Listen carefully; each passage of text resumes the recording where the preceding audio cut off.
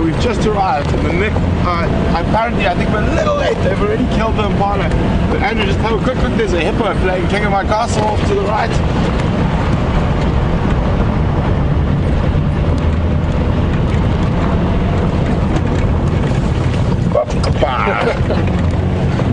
We are now popsicles from the speed we have traveled to get here.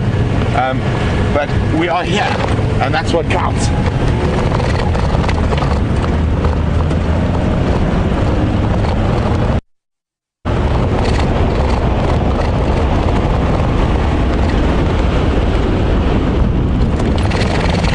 Thank you! So they just moved off after killing the impala. There's somewhere around us. So, eyes open, Andrew. The last one just disappeared as we arrived.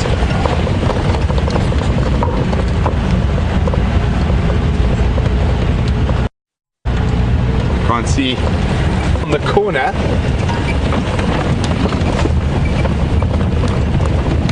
Well, we are starting to thaw out slightly after our high-speed race to get here.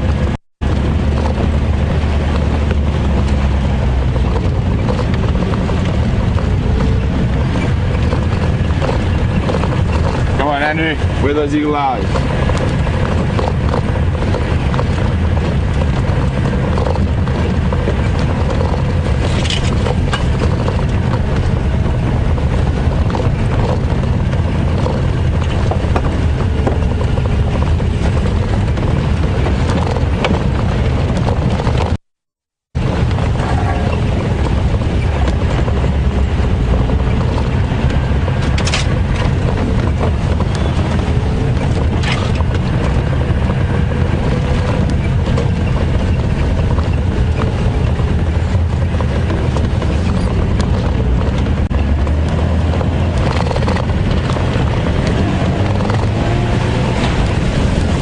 I think they've gone further south, so we're gonna zoom out of here, away from this drainage line.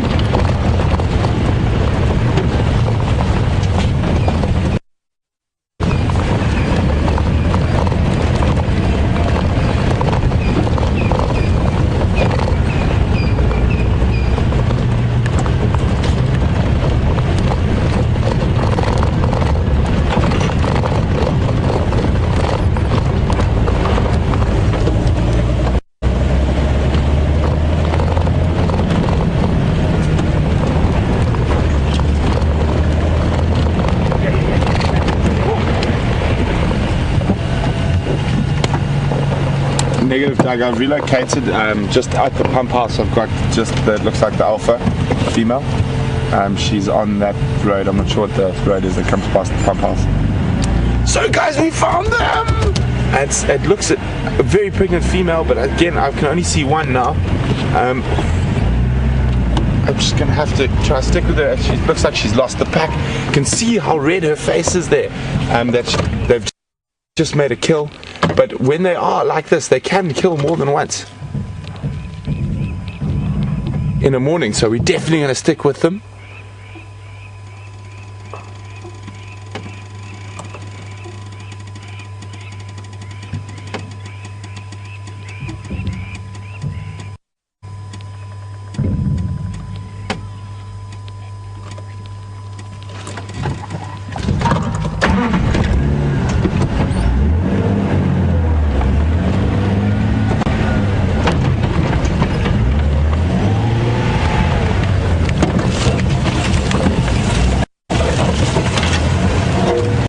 Guys, we're going to have to hang on.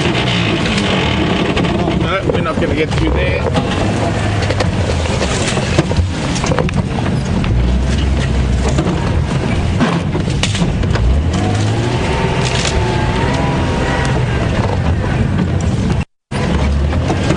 She's gone into a really thick Tambueti thicket. There's no chance of us being able to drive through there.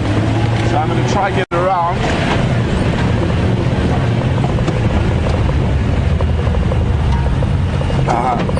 best option is to go around.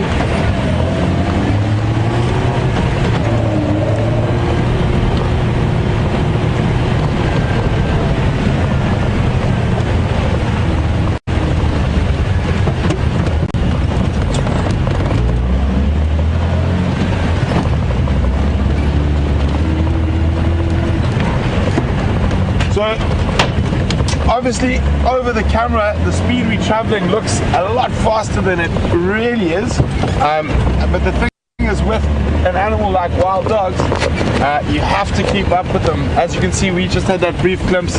Now she's gone to an area we can't follow, and I'm going to try and get around to see if the rest of the pack's not maybe come through here. She is heading sort of in a southerly direction. You're going to see now.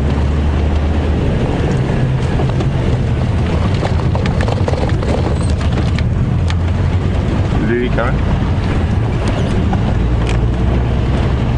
Yeah, Lily, she went into those Tumbuti thickets heading south on the edge of the drainage. I've gone back to the driveway. I'm going to try stand by and see if she comes out again.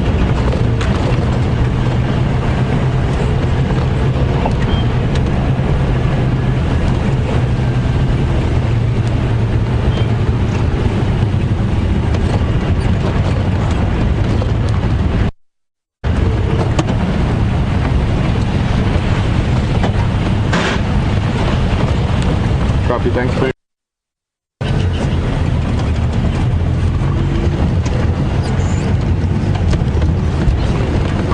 So a quick squiz in here where those squirrels are alarm calling.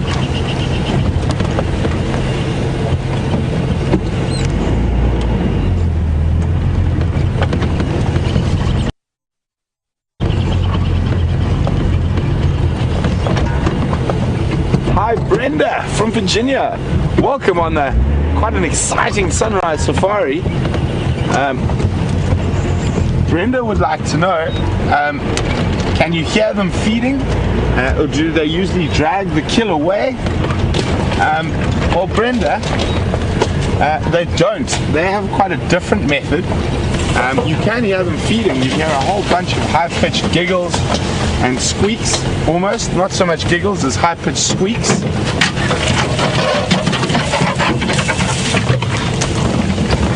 Just trying to get into here quickly, Brenda.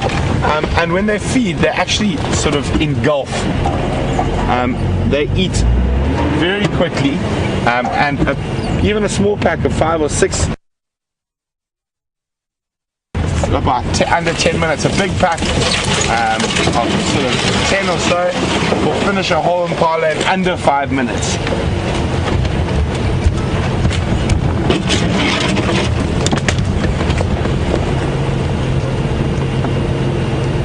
So I'm just going to turn off and listen for a second. Sometimes when they get separated, they do this really, well, I find it very pretty. It's called a who call to each other to try to figure out where they're.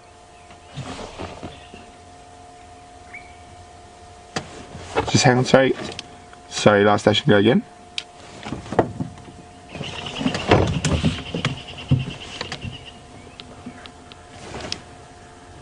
Copy, thanks. I cannot relocate on that single Madasha. I'd like to join you there.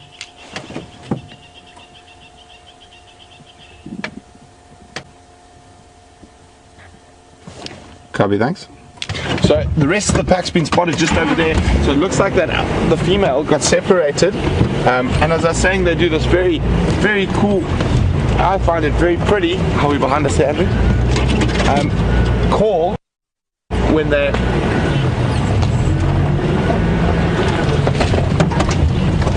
which is they call it a woo call, and that's to contact each other. And it goes, I'll try to do my best impression of it now. Let me just get out of this little drainage.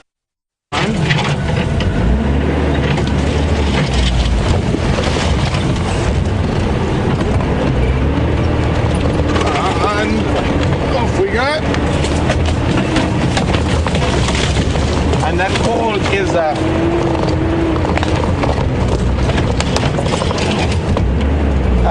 the woo call goes.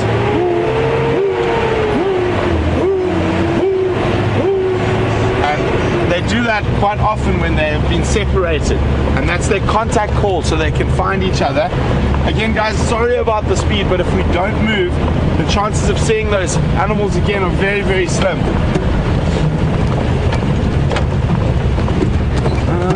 No, negative. Let's go this way. It'll be faster.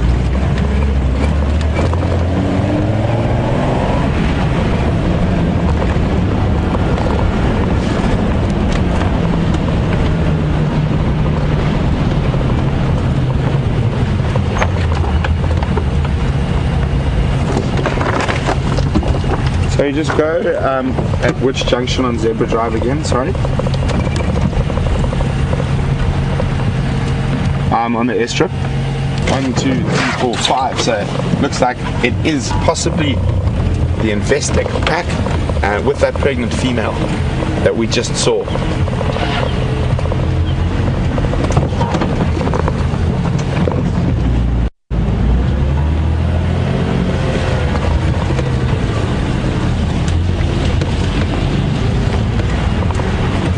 Wait, how many are there? Oh, isn't that amazing? No, this is a big pack. There's more than 5. This could be half-tail pack.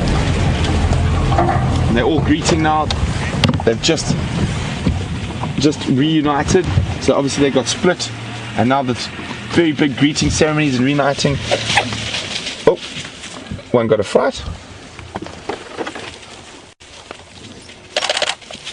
There we go, there's a tiny piece of meat there. Looks like they might have even made a second kill while we've been running around.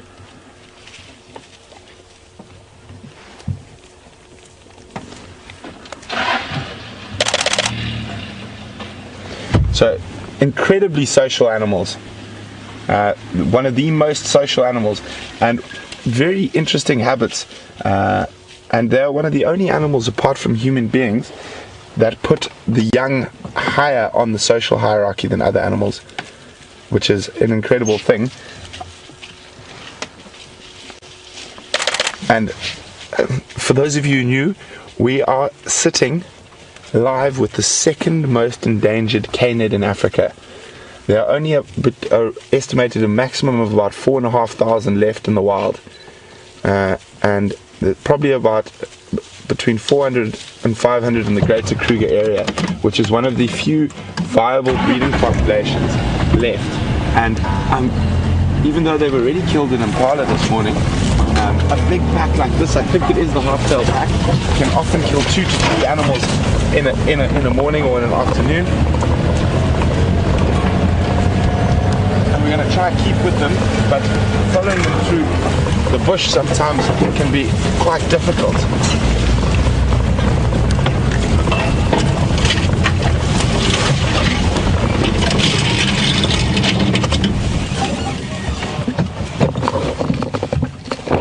So beautiful, beautiful markings. This is by far my most favorite animal, the African wild dog or painted wolf. Or the Latin name is Lichen pictus, which basically translated directly means painted wolf.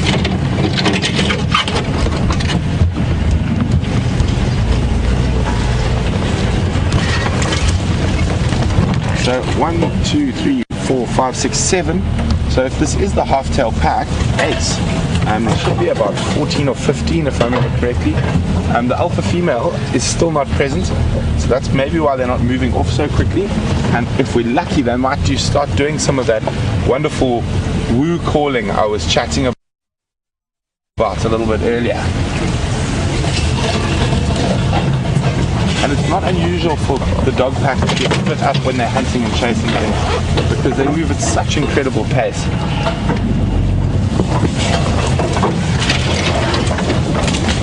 Standing by. Over him, I'll try to stick with him.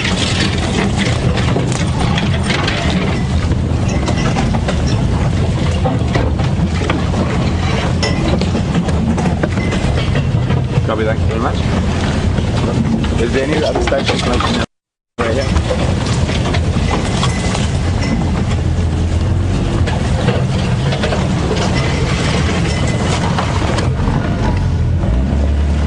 going to try my best to keep with them, but it can be quite difficult.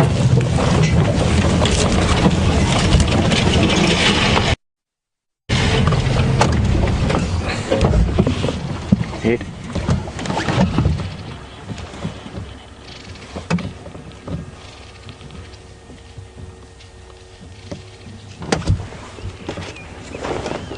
They're heading sort of northwest through the block from Zebra Drive.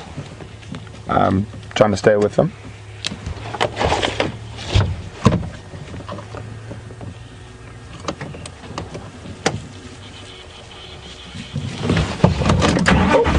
Oh, here we go. This is when it gets interesting. Has he seen something that looks like ears up, heads up? Oh no, not into the monkey orange thickets.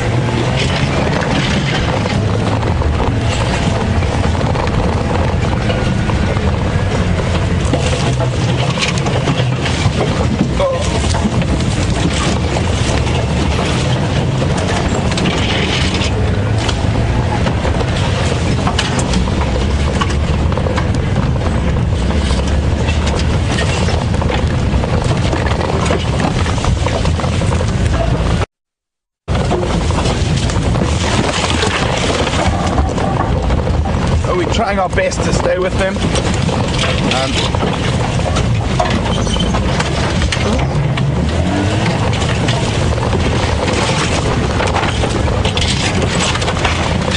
Still got them to slow down for the end of it. Thankful for me.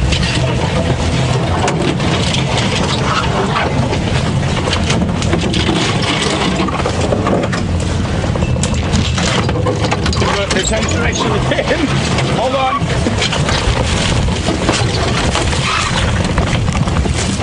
Oops.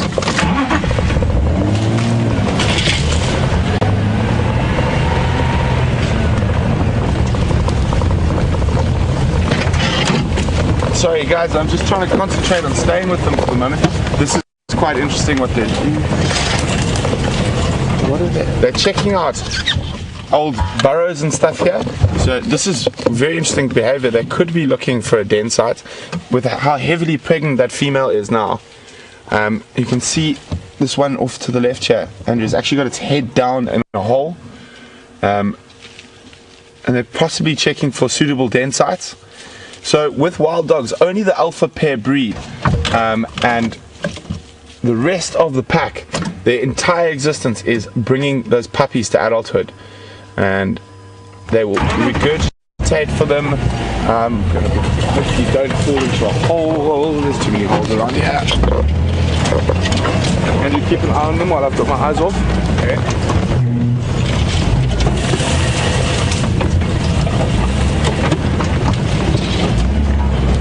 Just going to try to find a way that I'm not going through all those aardvark excavations are, because then we could get stuck. I don't like leaving the dogs or being too far away from them, especially in this type of bush.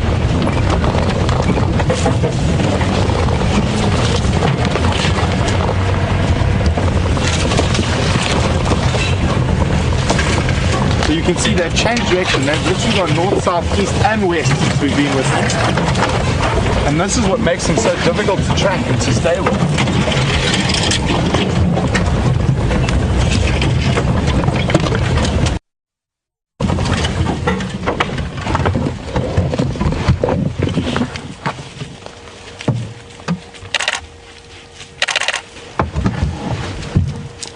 Well, thanks very much, George Ann from Illinois. It says half-tails 13 and we've got 8 here. So they still excavate. There's a lot of aardvark excavations here that they're checking out. And as I said, they've now just changed direction again and are running back east. No time for photography when you're following wild dogs.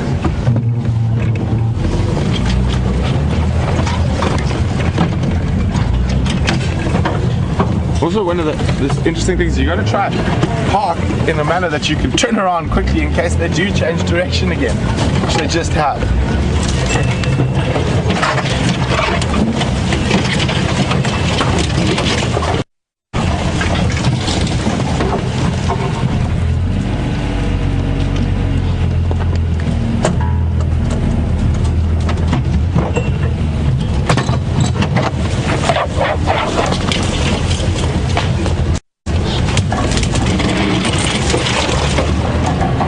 Hi, 23 Skidoo, welcome. Following African wild dogs live through the African bush on Arathusa Private Game Reserve. 23 Skidoo would like to know whether it's true that wild dogs often start feeding on their prey while they're still alive. That is very true, Skidoo. They do. And that's why quite often it's been considered that wild dogs are very brutal. And in the old days, can you believe it, when they founded the Kruger National Park, not only wild dogs but lions and hyenas and all predators were shot on sight by the rangers to protect all the zebras and impalas and things. So it's amazing how times have changed, and we now aim to conserve these incredible predators.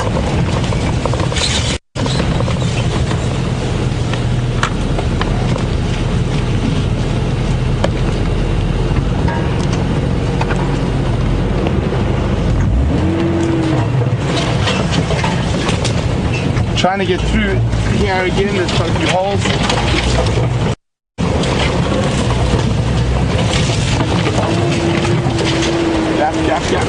Gap.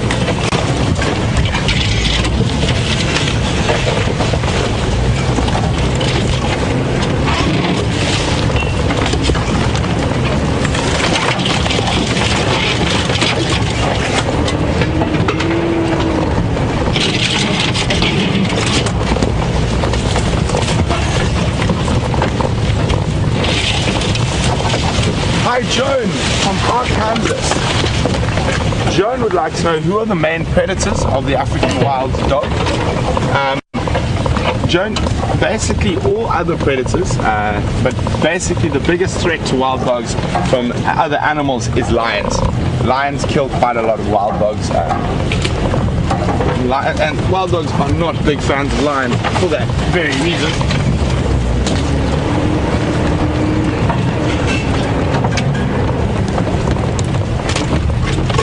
So, still can't see if the whole pack is.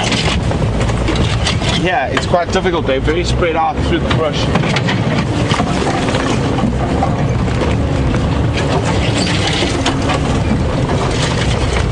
Let's see how many you can count, Andrew. I've got it. Most I've got so far is 8. But I haven't seen the alpha female. Again, since we had that first brief visual of her.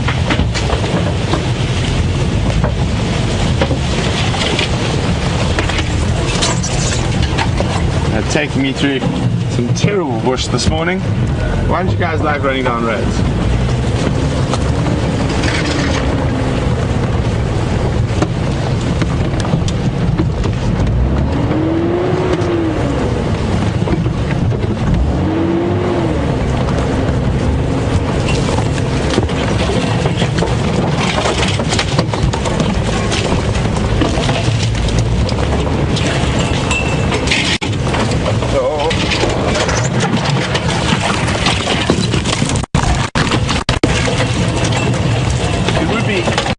Quite kind of them to go out onto the road. They are heading towards the road.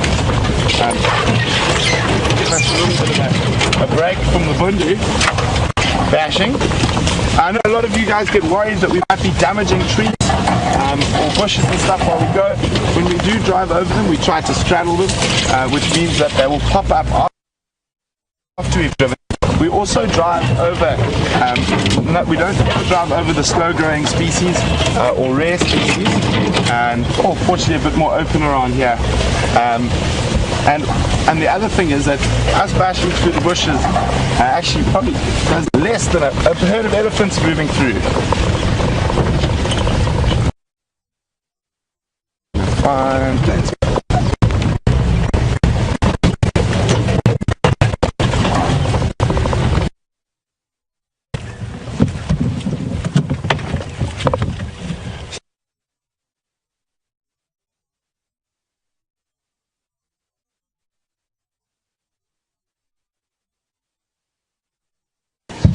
Smelling something there that might scent mark. So there is another pack that comes into this area called the Investec pack. It's a much smaller pack, and what's happened is this pack actually killed 2 members of that smaller pack earlier in the year. to the south of us. Oh, only giving me a little bit of a chance to breathe.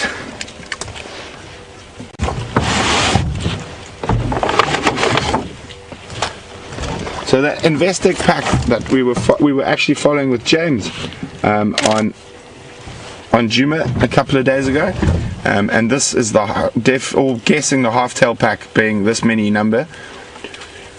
6, 7, 8. So 8.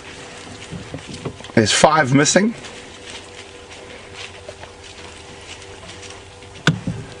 Sniffies.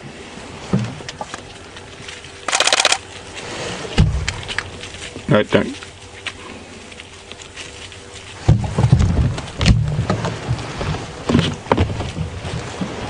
So miraculously we have managed to avoid flat tires. Unfortunately our aerial's a bit wobbly, so Andrew is trying to fix that at the moment. I'm just hoping these dogs don't move off too far. Don't go in there, that's even thicker than where we've just come from. So they're definitely sniffing, and I think the half-tail pack might have been in this area a few days ago. So that's maybe what they're sniffing.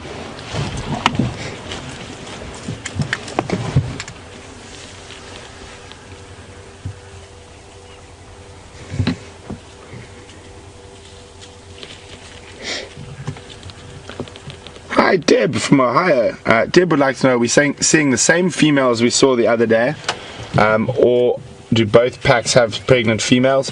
Both packs have pregnant females, so it's a different female.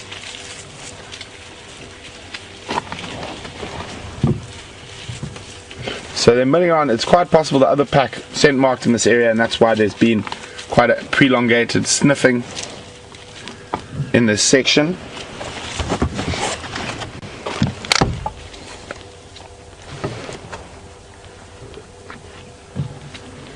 Definitely going to try to stay with them, because we might, if they meet up with the other members of the pack, it'll be a really nice greeting ceremony. And as I said, a pack this size will need to kill more than one impala a day, so or hunt. Oh dear, don't go that way. There we go.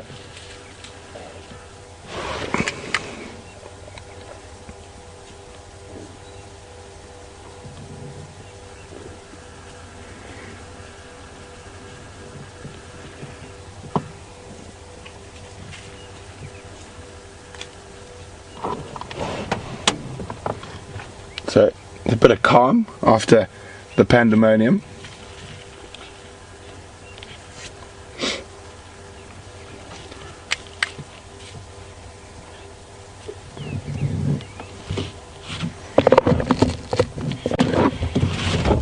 Hi Cheryl. Cheryl would like to know, do wild dogs hunt at night? Cheryl, wild dogs are mostly crepuscular.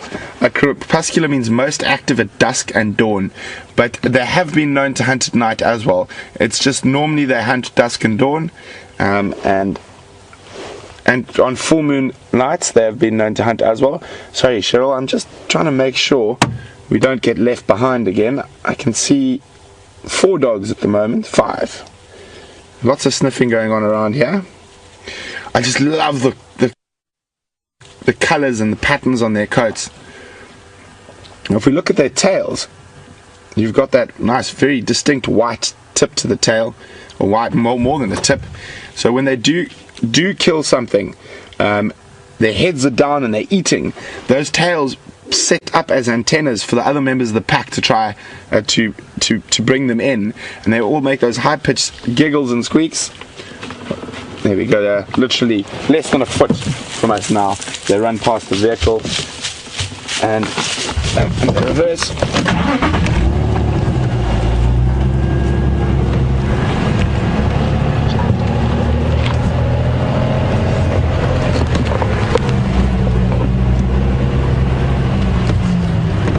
Find a spot to turn, yeah, that's good.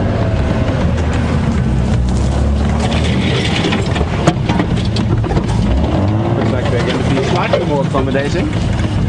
No, don't turn. We're just going to stand like this because they're changing direction a bit. We've got one dog better than no dogs.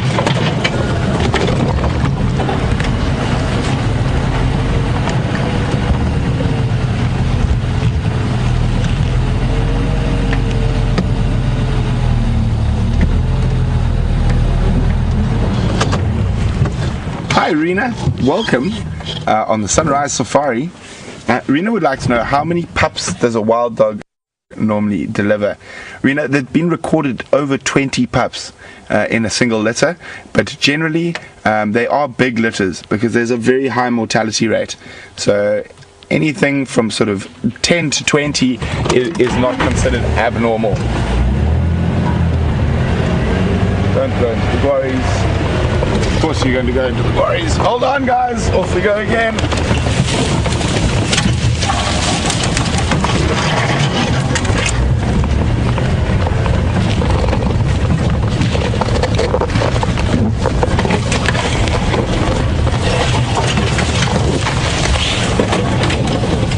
Hello guys. Be nice of them if they stick on an elephant path, slightly easier to follow. There is a drainage line coming up that I'm a little bit nervous about. If they go into there, whether I'm going to be able to stay with them.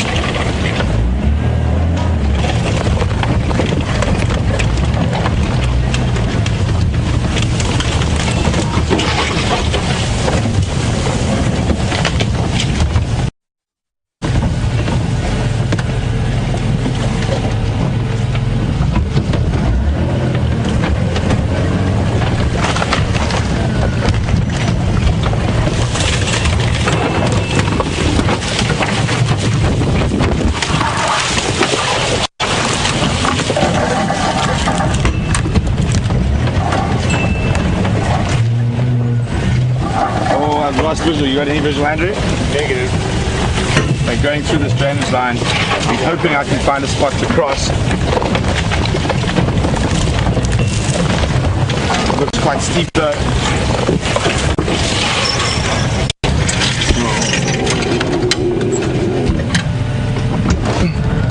Hold on. Hopefully I don't have to call James to come find me. I don't think I would ever be forgiven for that. About that.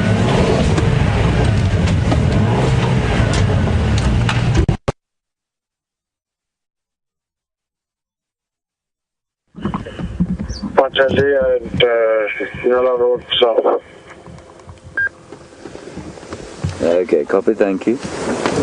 Hello everybody, I believe you're back with us.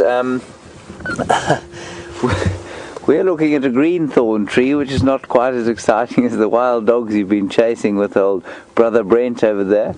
I'm sure that was very exciting.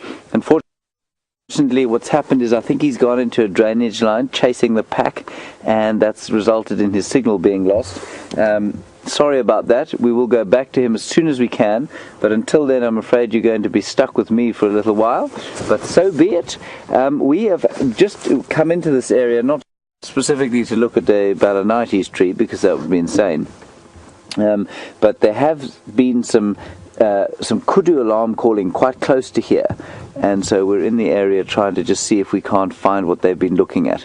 This is the area that we saw those female leopard tracks heading into, and so that's why we're around here.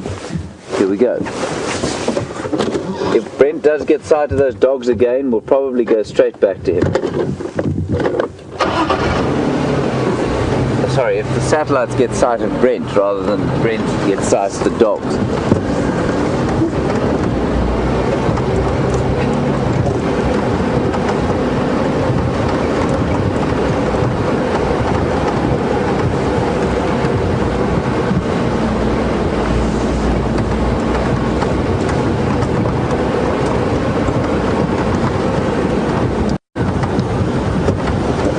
Very elusive animals here on Djuma today. We found very little, and there seems to be quite a lot of shouting and a streperous conduct by the kudu around the place, but we can't see. Aubrey is currently looking at the kudu. We can't see what they're looking at. or what's making them so upset.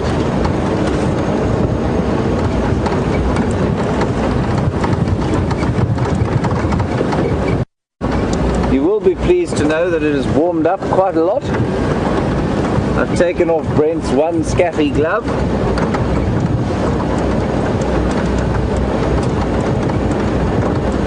Which he very kindly lent to me.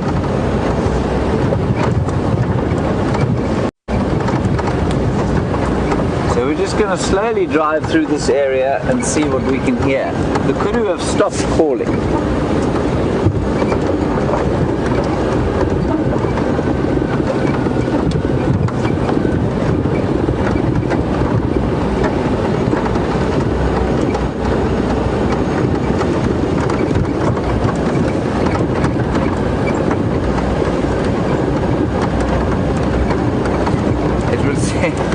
It would seem that our friend Brent is,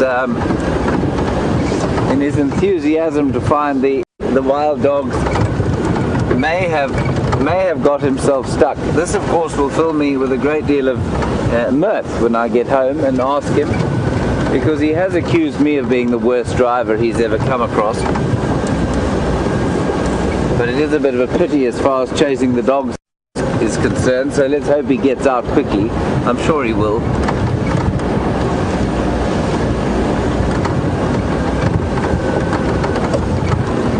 Let's just make a clever decision as to where to go here.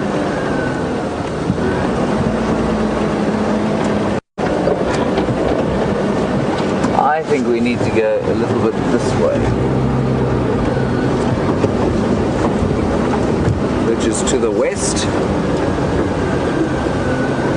Let's keep an eye out for tracks. Doesn't seem to be anything calling at the moment. I'm going to just go on to the top of the hill here and then turn off and have a listen.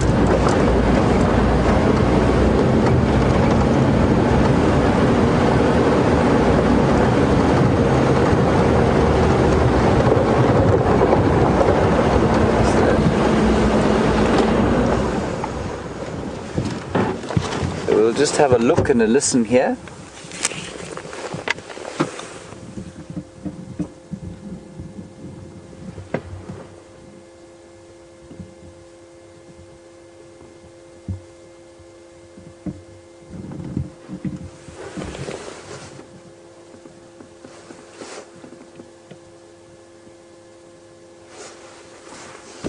Nothing but a very peaceful silence, I'm afraid.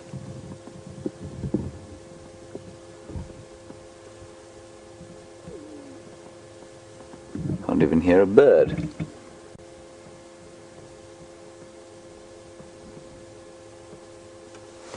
Right, I think we're going to turn around, go back the way slightly.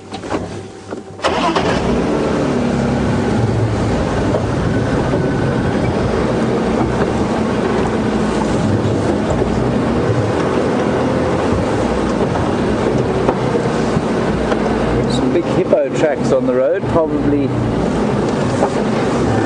quite possibly the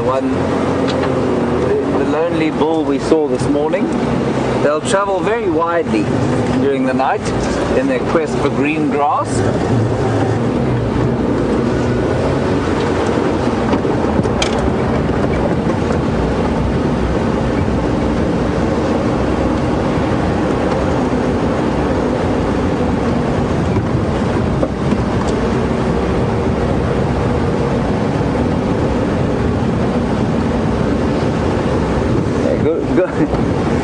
Good news is that Brent is out of the drainage line, but there's still no signal at the moment, so as soon as we can we'll send you back to him and the dogs.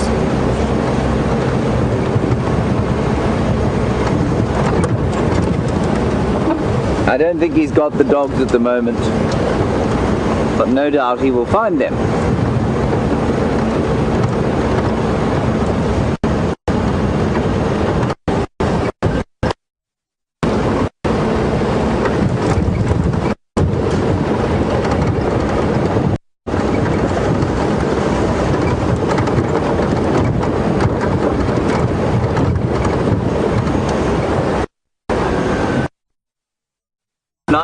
United States of America. You'd like to know with wild dogs, would you like to know if wild dogs would ever accept a domestic dog into the pack? The answer is definitely not, no. There are different species, there are different genus, and they would more than likely kill a domestic dog.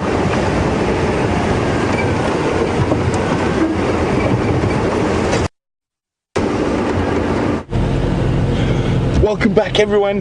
Great joy and success after Andrew and I managed to maneuver ourselves out of the drainage line, where we happened to have two wheels off the ground with a little bit of strategic rock placement and strategic Andrew on the bonnet.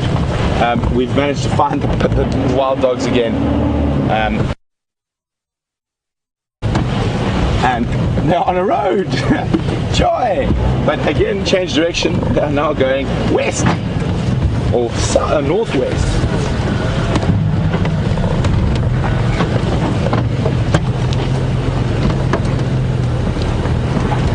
Stations relocated, Djuma dash. They are heading at the moment straight west down parallel.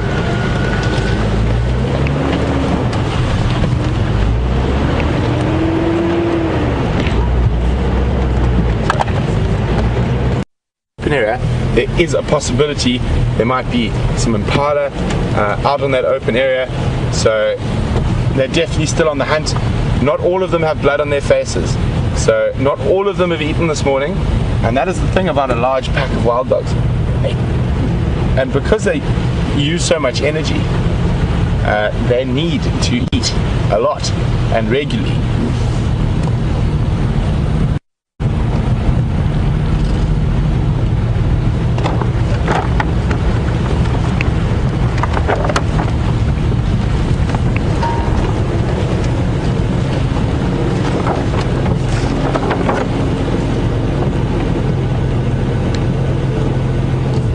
Trying to see which way they're going.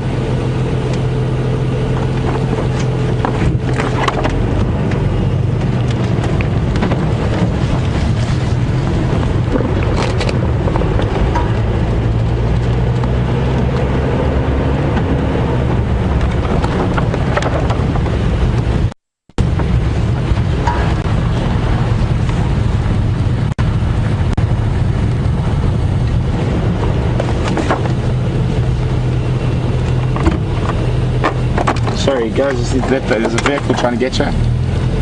Stations are now Pipeline Road, but general direction is northwest. We're just taking a chill pill. The rest are all running off ahead. No. Just taking a quick break in the cool sand. Then we'll catch up. All this is going to be fun. They're going to play. See that there?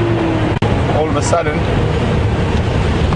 oh no, don't go fast like that, guys. Not through the thickets. So you just see that ears flat and decided to start stalking another member of the pack.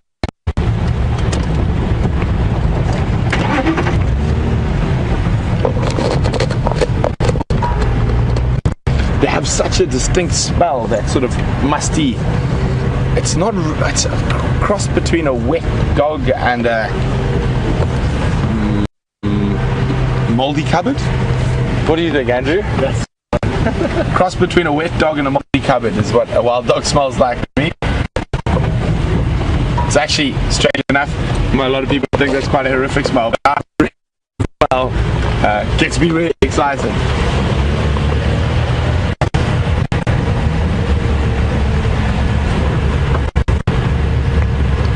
So I'm actually wondering, and obviously this is just speculation, that the female had a nice big meal. She looks like she'd eaten, her face was covered in blood, and they're not doing those woo calls.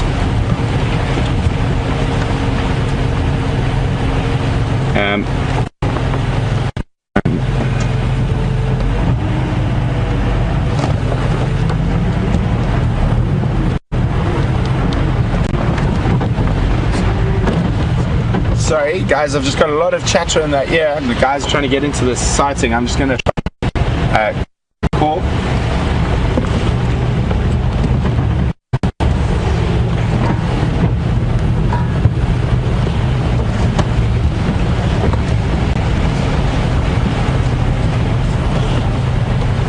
smelling possibly another scent mark here. Sorry, the game drive radio is very loud.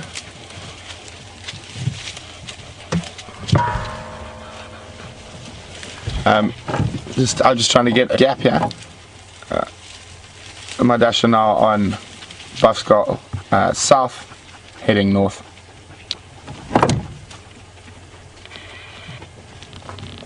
Standing by.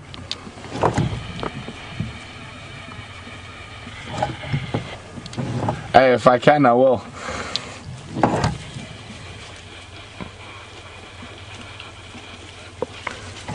Copy all the, I'll stay with them as long as possible. So that's one of the other guides. He's making a joke. It's not a big secret that wild dogs are by far my most favorite animal, and he's saying, are you going to stay the whole day there, Brent? Just stay with them the whole day and then we can find them again this afternoon.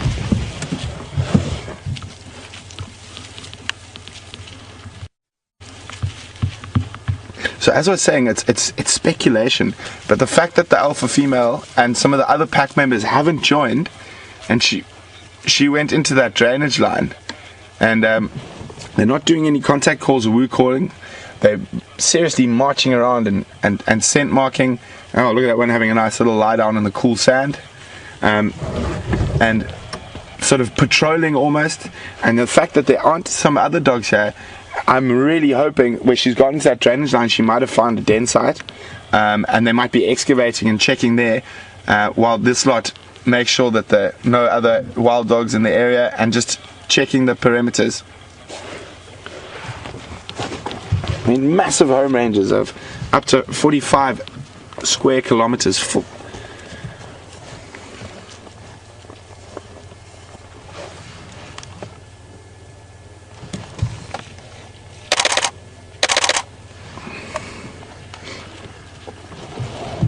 So it's quite interesting, and a lot of the research papers and stuff that I've read on wild dog and my own observations over the years, that when a new pack forms, it's very important to watch how they rest together.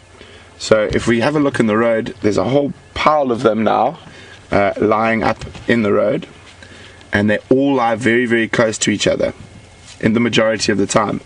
And what that means is that it's a very close-knit pack, and in terms of new packs forming, packs that do not lie when they rest very close to each other have almost 70% less chance of becoming.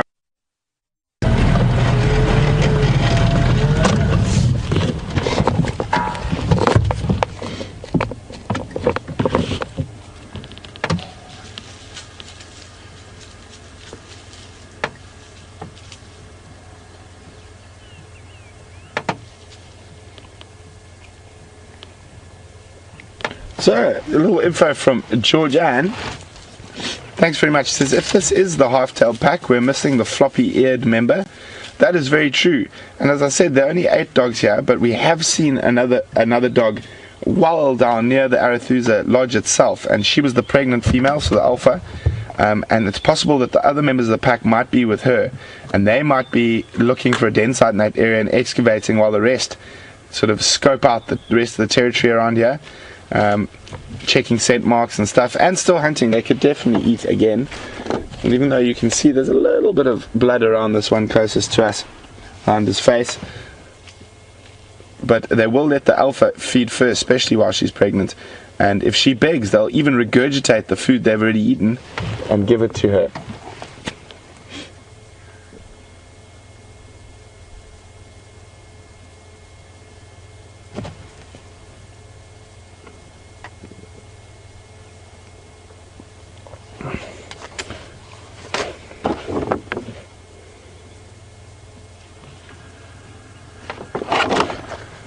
I'm just going to update the vehicles quickly to where they're lying down. The stations on my dash are now lying up on Buff Skull South, about 200 meters from the junction with Pipeline.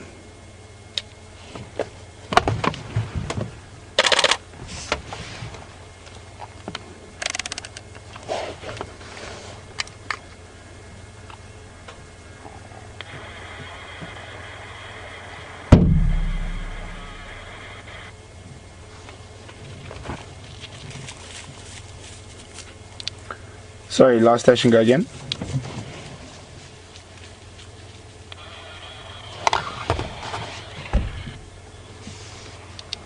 Copy, thanks. I'm not reading you very well, but make your way. There's only one station here.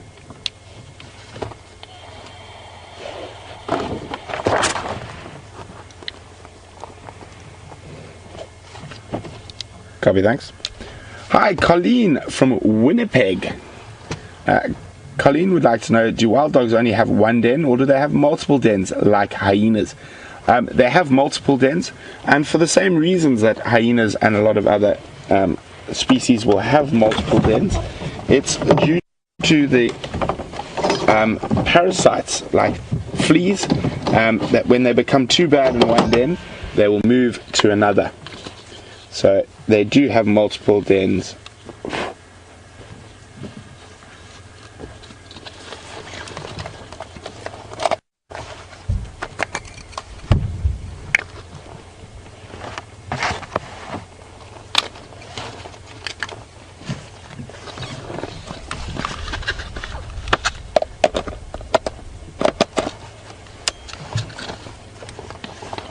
They are such amazing animals. So there's quite a few different reasons why they are so heavily threatened and endangered at the moment. One being the fact that they need such massive home ranges, ideally, and there's very few parts of Africa where you have those mass areas that animals are able to roam free in. And oh no, here we go again. Maybe not, we'll see now.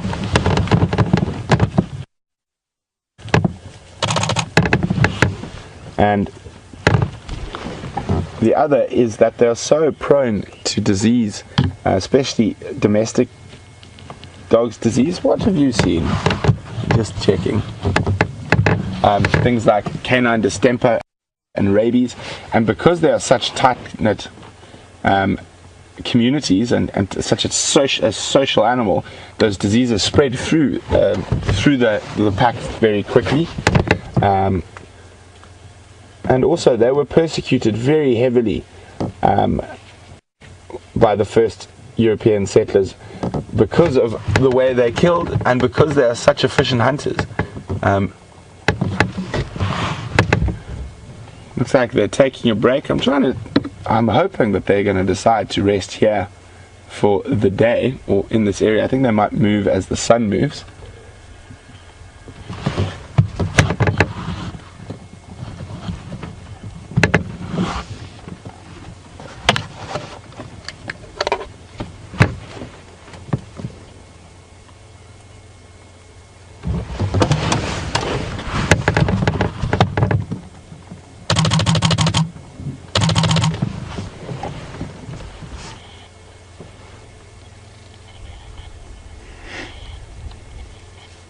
Hi, Pammy from Seattle. Pammy would like to know, what does the pack do when the female gives birth? Because they travel so fast and so quickly, do they stay in the area and look after her? Pammy, that's when it becomes much easier to see wild dogs, is when they do den, because they become, for once, tied down to a certain area for a short time, and that is the time where you do get to see wild dogs a lot and regularly. And where are you off to now? And they will go off and hunt and kill, and while the female is unable to leave the den, oh look at that, there we go. Little bit of playing. That's not a good sign for us. It means we're on the road again.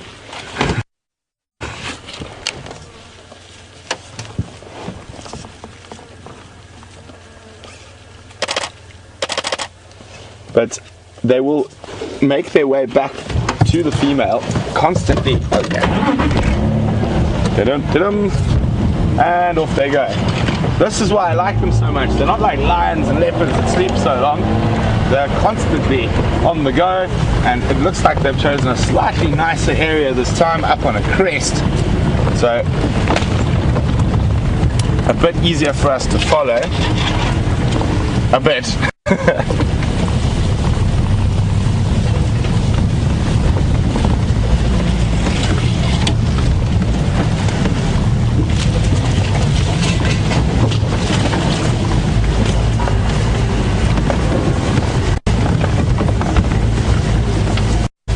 And it is a bit warmer, so they might not move as quickly as they were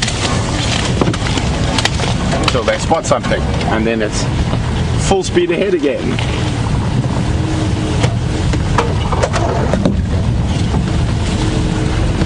So they might be making their way back to where the alpha is.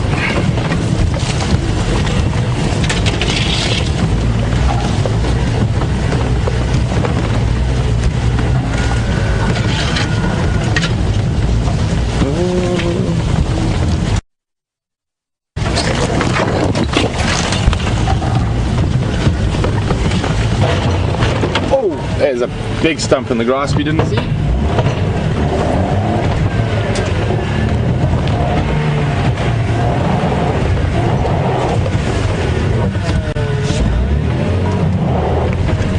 Oh boy, there we go again.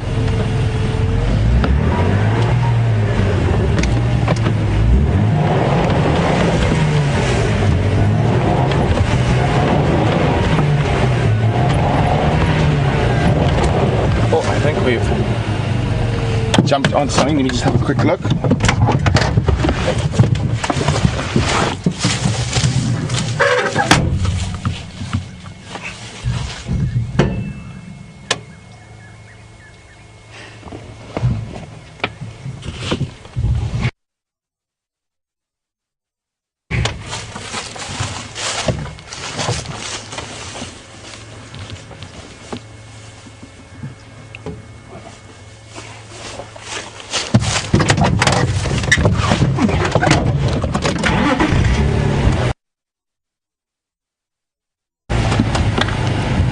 So it looks like we've just, in the long grass there's a big stump, and we've just sort of perched on top of it, so I'm just going to try and work our way off it.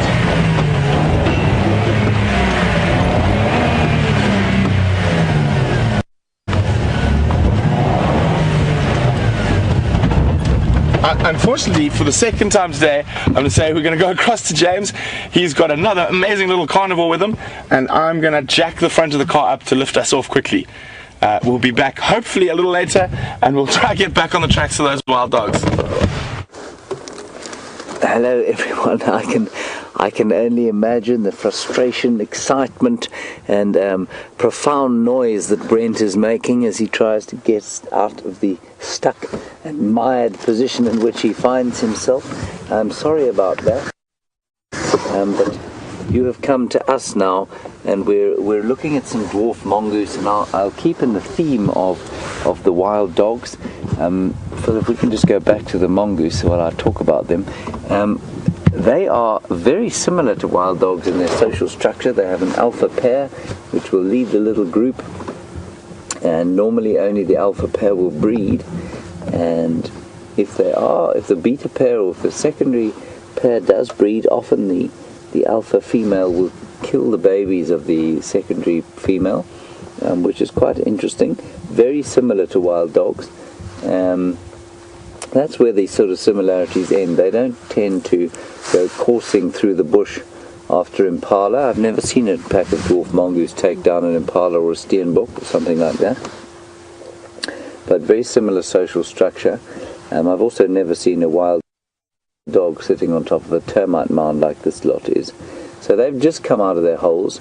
They're very they live a very sort of continental European lifestyle, these dwarf mongoose. They don't get up before it's well warm and the sun is up, and they spend a leisurely hour or so on the pinnacle of the termite mound like this, enjoying the sun's rays and allo grooming each other, which I suppose is the equivalent of a Frenchman getting out of bed for his croissant and coffee at about 10 o'clock in the morning, and then going for a massive massage. That's basically what's going on here. And then during the day they wander about and find things to eat, which is also, I suppose, quite a Parisian thing to do. Wander about, see what you can see, and sit at the odd cafe. And then as the evening comes, this is where the similarity changes. They will generally be found exactly where they are now at sunset, just before the sun goes down. And as the sun disappears, so they will disappear into their little mound, away from any of the predators of the night. That, of course, is not the same for the continental European, who will normally have his dinner at about 10 o'clock at night. So, some similarities to us and some to wild dogs. They'll just start to get moving now and wander off and see if they can't find some insects to eat. They'll eat eggs, they'll eat reptiles, they'll eat solifuges and little spiders and insects and anything else that they can get their little paws and teeth into. There's one coming right around the front of us. Phil, I don't know if you can see him. He's on the log just in front of the car. I don't think you're going to get him. I think he's too far in front. He's now going to dash across the road. He's thinking about it carefully. Oh, there they go. So they're in the base of this little combretum tree here, Phil. You can see them there now. There they go. There we go. Sitting on the logs there. The other little one there, the one remaining on the termite mound, I think is a youngster, deciding whether to be brave or to stay at home. Here he comes. Quite sweet. He's coming down the termite mound now, exactly as the others did, and he's lining up with that little log in front of the car, looking at me. Now he's going to make a dash across the road. Here he goes. Go on. There he goes. That they will stay in auditory contact all the time, so they'll shout at each other and make little twittering noises throughout the day, again, but like wild dogs when they're on the hunt, and they'll stay in olfactory contact as well, so they'll mark areas and leave little scent trails that they can follow with each other. Okay, we're going to carry on down the road a bit and see what else we can find. While Brent attempts to unstuck himself. I'm going to have a great time teasing him about that. No doubt he will have a great time teasing me about the fact that all I managed to find today was a couple of dwarf mongoose.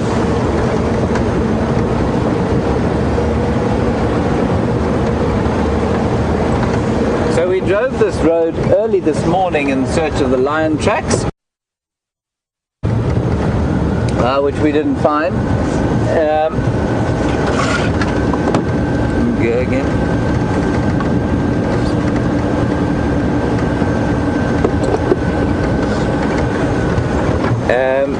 And there was nothing here. There's still nothing seemingly over here. So it's just not Phil and my day for big and hairies, but it is a beautiful day, very crisp winter's day. I've taken one layer off and my woolly hat.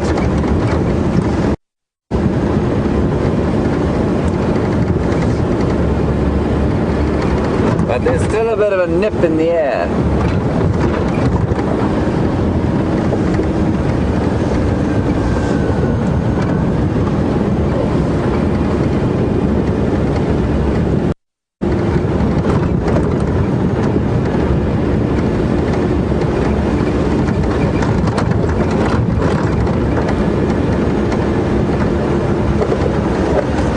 Unusual tree here I'm going to show you.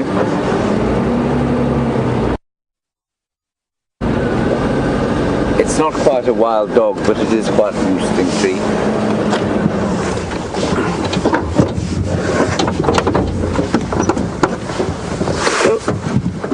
unplug myself. Tell you what, it's not so simple getting out of the vehicle here.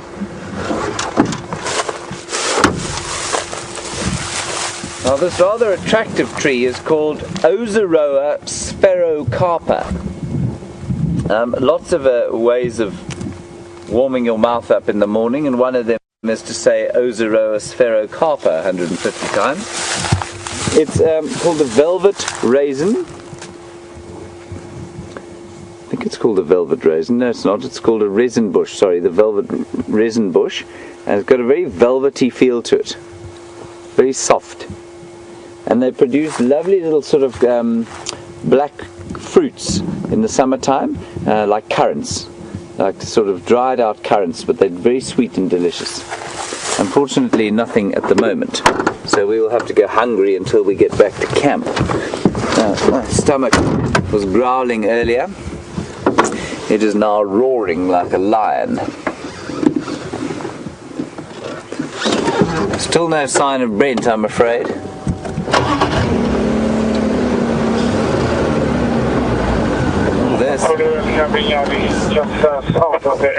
There's something to eat, actually.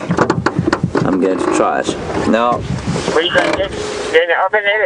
some of you may or may not have seen me do this last time, and I promised I would try it again because I'm told by many people in the area that this is a great thing to eat.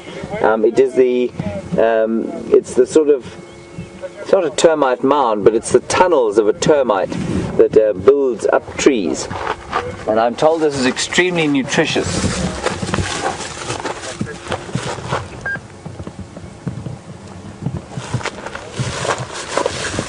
I remain unconvinced, however. So you can see there where the tunnels from the termites are. And what they do is they're very light intolerant. So they build that. They build their own little tunnel up there. They'll eat the wood that they need, and then they'll sort of move on. So it's kind of like a mobile home, if you like, unlike the permanent mound, like that one behind us, or the one that the mongoose were on. Right, so here we go.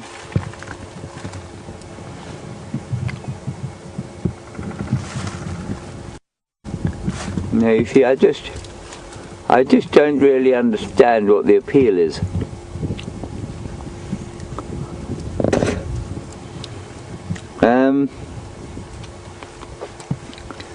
I suppose it's a little different from real normal soil. Here's some normal soil.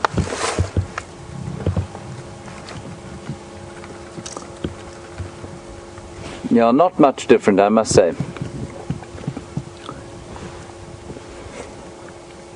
No, I will keep trying. Excuse me. I have seen people fight over something like that because of the, I don't know, maybe they've just used to it from when they're young. People around the world do eat some odd things. That's definitely one of them.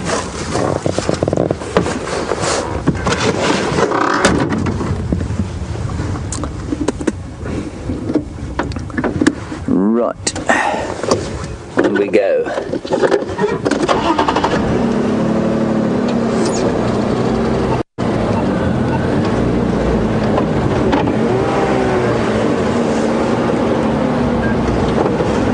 I find it's always useful to let the handbrake down when you're trying to drive off.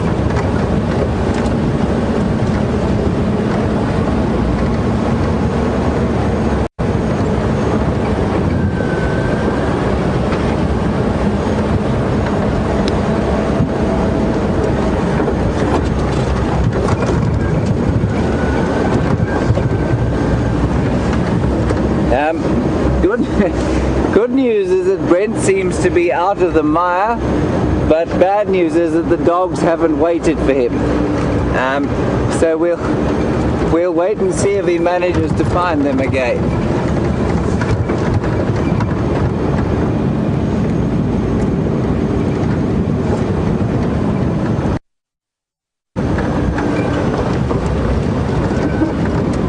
I think he's also quite far away from where we are now. So I'm not sure how good his signal will be.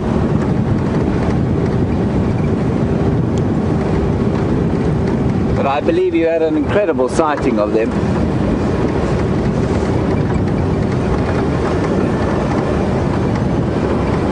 So this apparently is a different pack of dogs, and as far as I understand, it also has a gravid female with them, i.e. pregnant heavily, and that's quite common because most of the packs will give birth in the winter in the Kruger.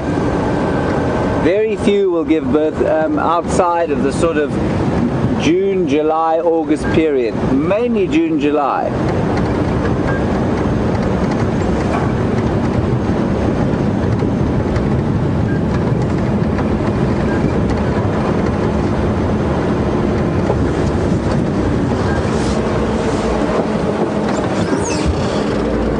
Go back here. Very nice. There are two things in this tree, one of which has just flown away. I'm trying to. Very frustrating. And now, Phil, in the same tree here, now the sort of the closest, deadest branch that we have, there's an ant nest. You see it there? No. Yeah, we go. Well done. You got him. Good job. And that's an ant nest, and the ants carry a whole lot of soil up and build themselves a safe haven there at the edge of an acacia tree. I'm not entirely sure what kind of ants they are. I'm just going to have a quick look and see if I can't find them. But I mean, there are so many thousands of different ant species that to be able to find the exact one is almost impossible, unless you are of some sort of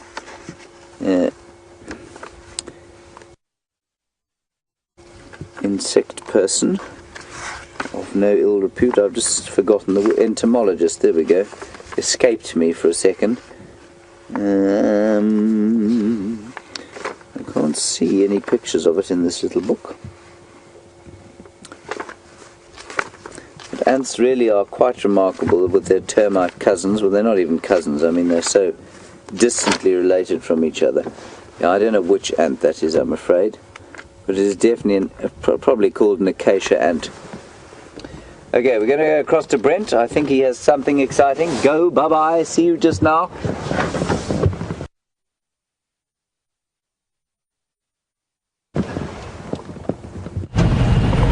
Welcome back, guys. It looks like my wild dog Luck is on.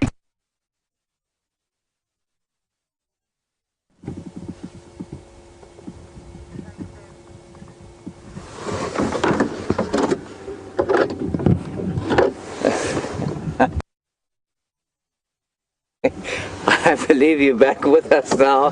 Sorry, Brent is deep. Where we last saw the alpha female. So it is possible they are making their way. They've done their sort of patrol around.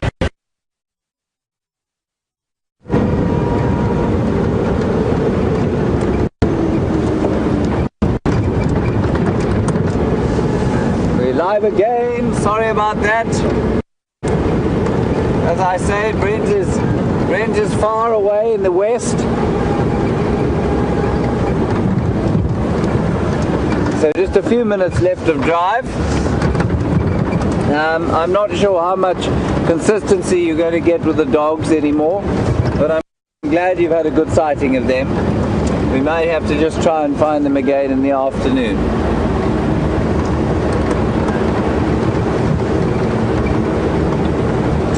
So we're at the southwestern boundary again.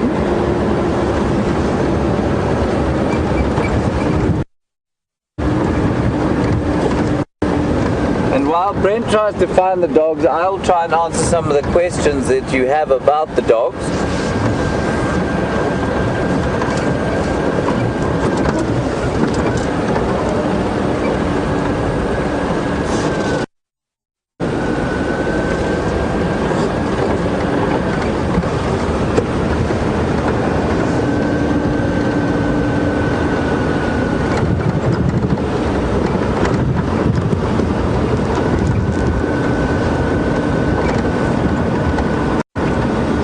Hello Hello Maggie in Kansas. You've got a question about allo grooming. It's a good question. Let me just stop here for a second. You want to know, will the dogs groom each other to clean the blood off their faces? Absolutely they will. You won't find, so after a kill they'll be covered in blood and gore, which is a bit disgusting, but after a while they will definitely clean each other off, and so if you saw them at a kill in the morning, it'd be highly unlikely that there'd be any blood on them come the afternoon. Thank you for that, Maggie in Kansas. Not many wild dogs there, I can't imagine.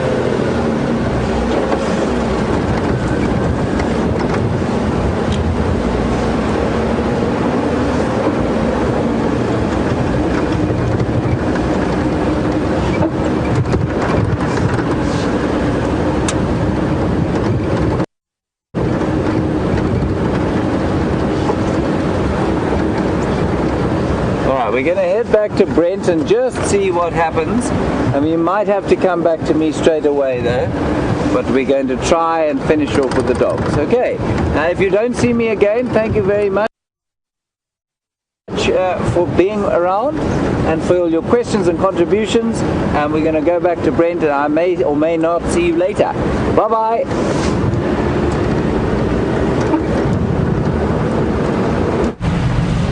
Welcome back, guys. We're just back with the wild dogs, and they're now heading back to where we saw that pregnant alpha female earlier, and we're getting really close to the Arathusa Dam. So I think some of the guests who might be having breakfast already might enjoy the wild dogs from the comfort of their chairs.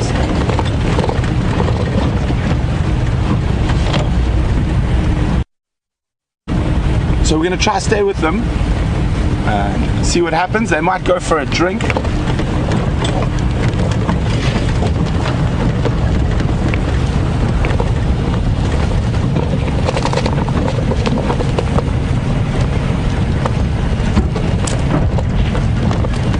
Hi Katrina, welcome. Hold on for a second, guys. I'm gonna have to zoom around.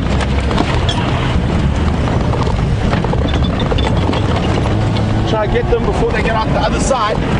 Katrina would like to know, does the amount of blood on their face signify what rank they are in the pack? Not at all, Katrina. Wild dogs, unlike a lot of animals, there's very little sort of social status apart from the alpha pair, and they will feed extensively and together. There's impala coming. Quickly, Andrew, this side. Got it. They're coming straight towards us.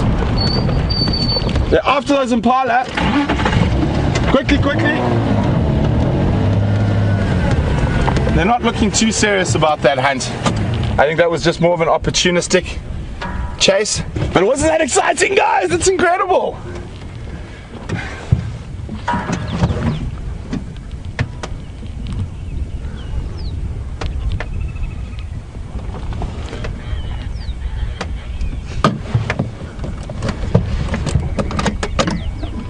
So we're going to stay with them. It's going to be interesting to see if they head back now towards where we saw that alpha female, which was just to the sort of southeast of the Arathusa Lodge.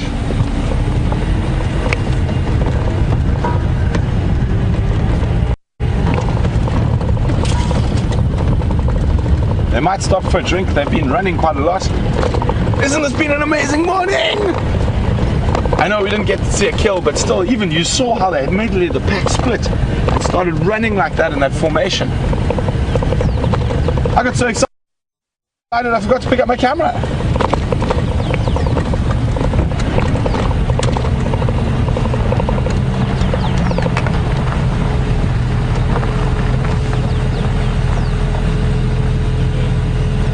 So guys, we are going to extend a little bit over time just to see what happens here for a few minutes.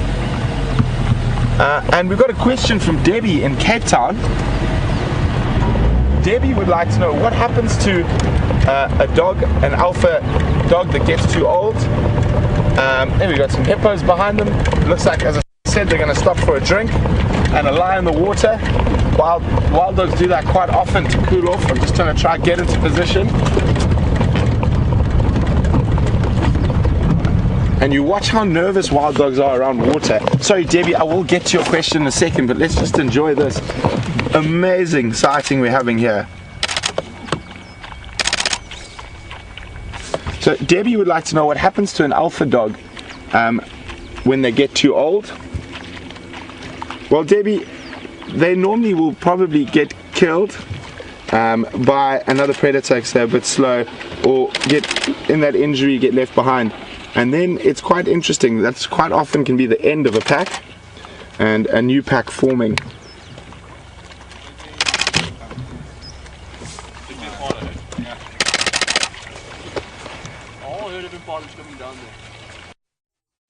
Oh, guys, Andrew, there's a whole herd of impala walking straight towards the dogs.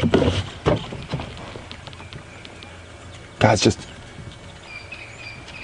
this is why I love wild dogs. It's just constant excitement. See how they've moved off slightly to the left? So there's branches in front of them. There's impala, a whole herd of impala to the right. I think they've spotted the dogs, unfortunately, though.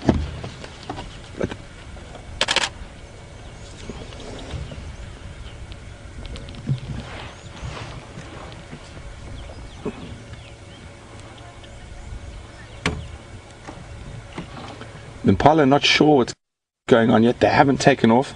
So slightly to the right of screen between the two trees, you'll see there's a herd of impala. No, they're going to keep, some of them look like they might keep coming.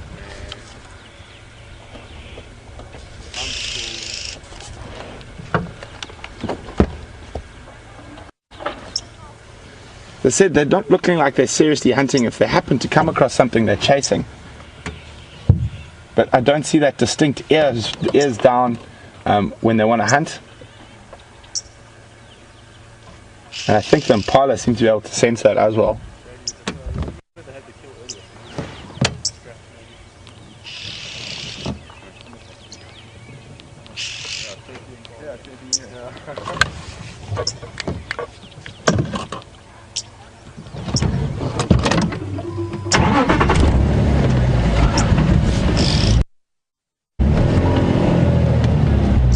We're going to stay with them a bit longer. The impala have taken off, and one dog is showing a little bit of interest, but they are heading right towards where that female was that we saw first this morning.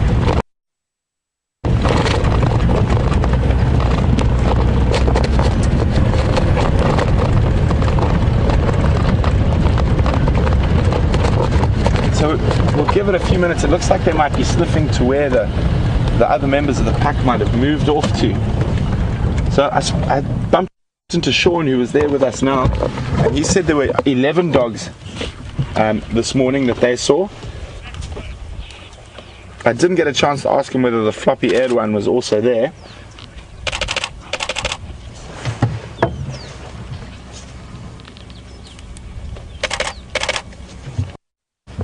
Just gonna give it another minute or two to see what's happening.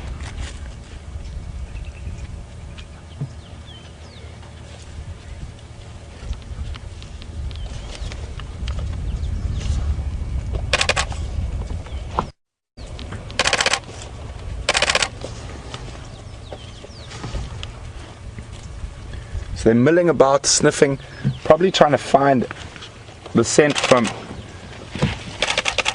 the other pack member, the other pack members, excuse me. So this is the area where they, there we go, a bit of fun and games. Oh, they've got a piece of impala leg. This is where they killed that impala this morning. The one's got a leg, not much meat on there. I think that's more for fun and games than anything else. So this must be where the kill was this morning. Actually, I can see that some more of the carcass there now. So this is going to be quite interesting. You see what a pack of wild dogs leaves behind. Now that is a fresh kill from this morning.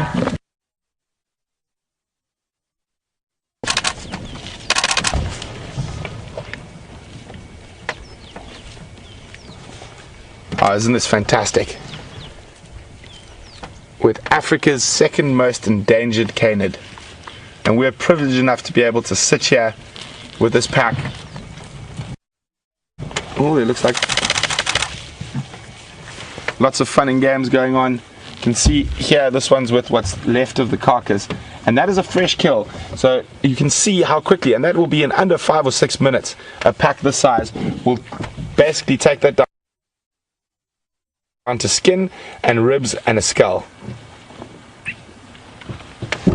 Absolutely fascinating animals.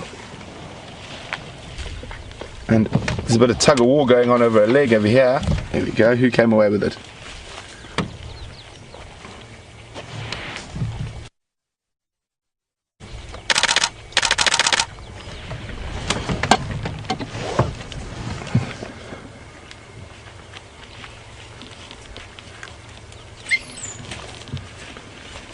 There we go, there's a tug of war coming out of the bush.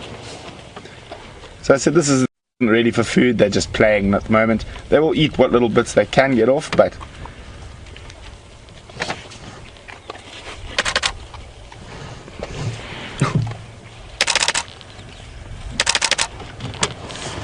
so lots of stuff going around us at the moment. That is the wonderful thing about dogs, they're so incredibly active.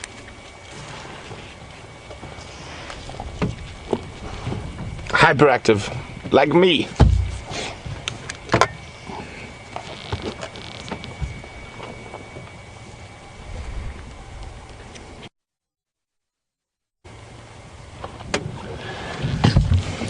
Anna Marie is asking, what is the oopsie, dogs go past average weight of a full-grown wild dog? I'm just gonna have a look. The last of them are gonna pop off here.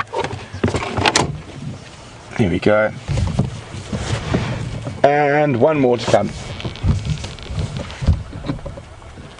Anna Marie, the full-grown weight is probably around 40 kilograms, 45 kilograms for a big adult male dog. Guys, it's been such an exciting morning. I have literally been on the edge of my seat since we found these wild dogs. I know there's a lot of other questions. Hopefully I can get to some of them this afternoon on the Sunset Safari. I'm definitely going to try find these guys again. Hopefully they stay within our Travis area. Really interesting stuff happening. It's denning time. But thanks very much for joining James and myself on the Sunrise Safari. I know you would have had a splendid time with Commander Bond, as entertaining as he is, but I'm so excited to have spent time with these wild dogs. So we're going to bid you adieu. Have a fantastic rest of your evening or morning, wherever you may be in the world, and we'll see you for the sunset safari. Cheers for now.